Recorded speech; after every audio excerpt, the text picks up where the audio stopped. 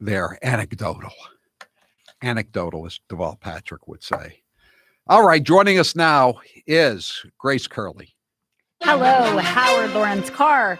I wanted to tell you this. House impeachment managers say Trump is singularly responsible for Capitol attack. As you know, there's an 80-page brief out. I'm sure you've gone through all 80 pages and have something to report. I spend more time thinking about the groundhog today than I did about the House impeachment managers report. But I was mainly concerned with this arraignment in Rockingham County. Well, the report doesn't say much. I mean, it just says that it's all Trump's fault, which is ridiculous on its face because now it's come out that it was pretty much pre-planned. Right. And that Trump specifically said peacefully. I just don't even understand and how patriotically, peacefully and patriotically. Again, I repeat for about the millionth time, if they had anything of him inciting the riot, wouldn't they be playing it around the clock on a loop endlessly? Yes. And you've never heard it once. And you know why? Because it doesn't exist. It's such a joke, and it's so obvious that they just want to be able to blame Trump for everything. Listen to this cut. So Jen Psaki had her press conference today, and she's already leaning in so hard to the Trump administration and really taking shots at the previous administration. Listen to this cut 24, I'm sorry. So we are trying to repair the damage and the horrific actions of the prior administration by trying to do everything we can to reunite these kids with their families. And their families are, in some cases, MS-13 gangbangers. There have been fewer of these MS-13 atrocities, mainly against other members of the illegal alien community in the last couple of years because they've choked off the flow of these gangbangers coming into the country. And now they're going to open up the borders. Did you see also, Grace, that they're going to be giving vaccinations across the border to the potential illegal aliens? So your grandmother can't get a vaccination, but a gangbanger in Tijuana or across the Rio Grande is going to get one.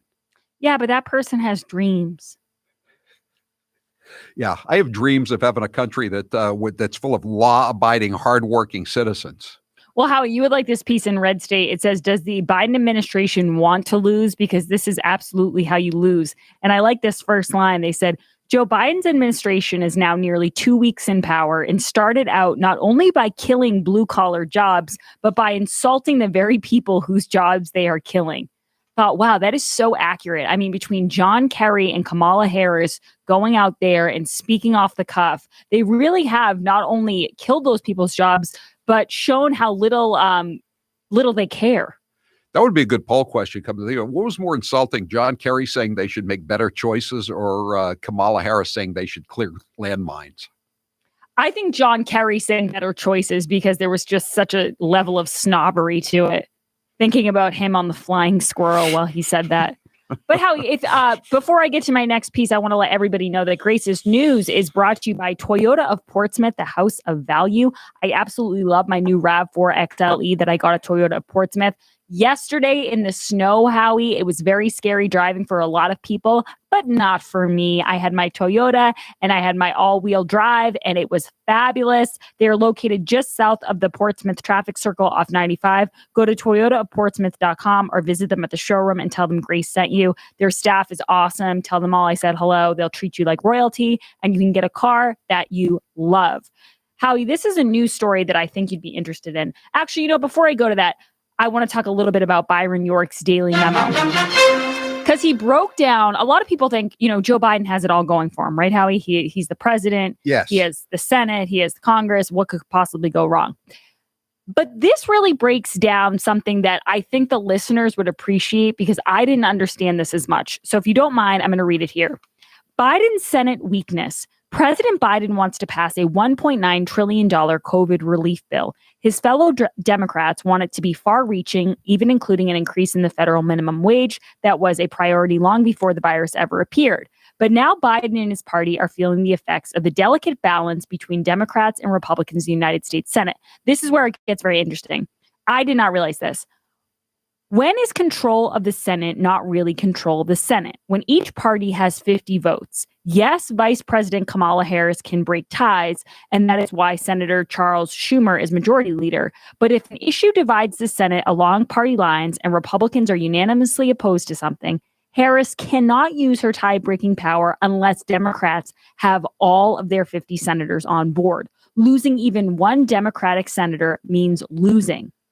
Why did they go out last week? And it's almost like they intentionally angered lost Manchin and Sinema. I mean, why with a stick? No, I agree, Howie. And I had Matt Boyle on today from Breitbart, and he said the same thing. He said they could have called, Kamala Harris could have called Manchin and said, listen, I'm going there. I'm going to be talking about this, just a heads up. But she didn't. And then he got so mad that I think the White House issued an apology to Joe Manchin, which really shows you how much power he has. But I want to read you one more sentence from this. In other words, when it comes to controversial legislation, Biden only has two options. One, he can convince some Republicans to join Democrats in creating a majority, or two, he can keep all 50 Democratic senators in line and win with Harris's vote. It has to be one or the other. But Grace, you got to remember that those Republicans would include Mittens, Romney, Susan Collins, Lisa Murkowski. I mean, there's some real spineless wimps in that caucus. There are some spineless wimps, Howie, but I think some of the stuff that Biden's trying to do, I mean, already the damage he's done is so not what those people want. Even if they do want that strange new respect, I mean, they got to draw the line somewhere. So I'm hoping that Manchin and Sinema and all these other people kind of get angered enough where they start to veer away from the party. What does Susan Collins do if he reshuts down all those fishing areas, the so-called monuments that Trump opened up? I mean, that was great for the lobstermen up and down the Maine coast, the fishermen, the scallops people in New Bedford, in Fall River. I mean, yeah, but Susan Collins, Howie, she didn't like his mean tweets. I know. So screw all that stuff. It's all about the mean tweets. Now we have unity and restoration. Yeah. We're Restoration America here. Maryland School District announces policy to push anti-racist thinking in, ready for this, Howie, in preschool. Redefine discrimination and racism. You know what gets me, Grace, speaking of schools today, did you know that there's some schools that have been doing virtual learning, and they said that because there was a snowstorm today, they weren't going to do the virtual learning? What is that all about? I did my poll question on that. I said, should they have gotten a snow day? I say yes. I disagree, Howie. I think it's good to give the kids a snow day. Get outside. Don't eat the yellow snow. Make a snow angel. Go on a sled. Be a kid, for goodness sakes. Yeah, but part of being a kid, the reason you enjoy a snow day is because you've been going to school. If you haven't been to school in a year, what does it matter? I know, but a lot of them have been sitting in front of those laptops all day long with their parents at the kitchen counter. I would say yes, only because I'm sure a lot of people experienced some internet disruption yesterday due to the storm. So you don't want a kid to miss out on a day of learning when everybody else was learning. That's true. Hey, if that means snow day, I'm down. What Taylor said. Snow day equals snow day, baby. Otherwise, go to school. Howie, you don't understand when I was a kid how much I loved snow days. I would wear my pajamas inside out. I would put a spoon underneath my pillow, and I would just pray the hardest I could pray all night long. It's a big deal. I bet Howie was very Ebenezer Scrooge about snow days. I'm Ebenezer Scrooge about picking a man's education. Everything.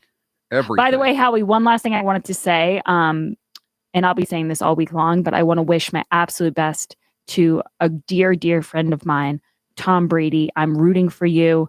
New England is rooting for you. Don't listen to these two crazy people. We all have your back, and we want you to win, Tom. Bring it home. Bring it home, Tom. I'd like to say something personally to my dear friend, Punxsutawney Phil. Oh, gosh. Congratulations on another great performance this morning. Oh, because Congratulations on not dying at the Blasio. Yeah, that's what we should be talking about today is him. Okay, sorry. No, I guess not. What was the groundhog's name? Whoops, we're having internet problems. We're attempting to I don't know if you can hear me or not, but we're cutting out. So I guess we're going to take a break a little bit early, and we'll come back. And I won't do my my 1-800-FLOWERS spot. Are we back? Are we back? No, we're not back. All right, we'll be taking a break. I'm Howie Carr.